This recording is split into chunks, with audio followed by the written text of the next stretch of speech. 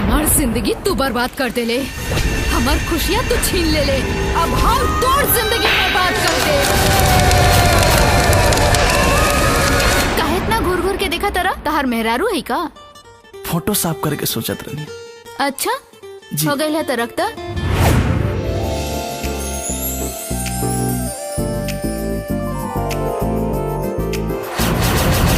देखो ना इसे तुम नजर गड़ा के, लगता है खा जाओगे मुझको पाके, देखने में लगता है कि तोहरा मनवा भटका है।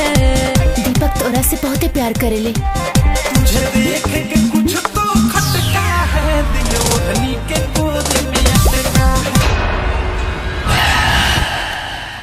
ये दुनिया में केहू से हम अगर सच्चा मोहब्बत करी लेना तो सिर्फ अंजलि से। पता ना तोरा कब एहसास होगी कि हम तोरा से बेपनाह मोहब्बत करेंगे।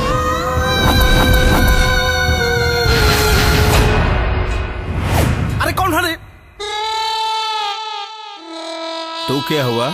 हमें घर के मालिक।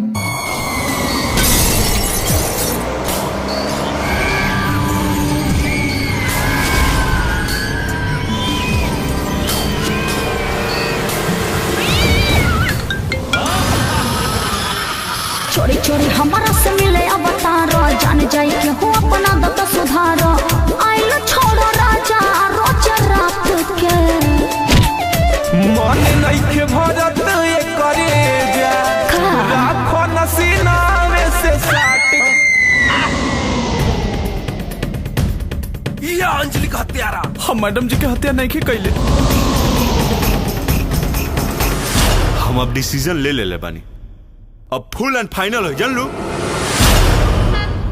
अब बताओ हमरा का करे के बा। देख दीपक जी पापा, बड़ा मेहनत और लगन से कंपनी के खड़ा कैले बानी। ई पोजीशन बा, गलती ना कहिए जैसे कंपनी का इज्जत हमरा इज्जत पे दाग लगे, बुझला नू? लोगावा कहेला अब हमनी के प्रेम के कहानी। तू दीवाना मैं दीवानी। इले अंजलि के मर्डर हो गई।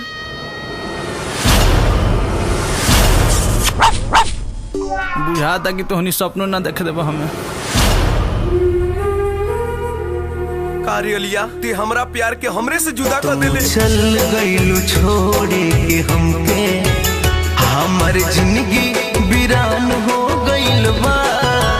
का करी हम तोह से शिकायत, का करी हम तोह से शिकायत, जब जाने जुदा हो गइल बा।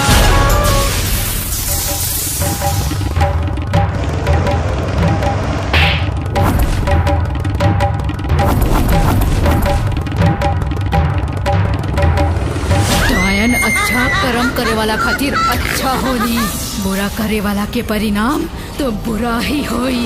समझ नहीं रहुआ लोग?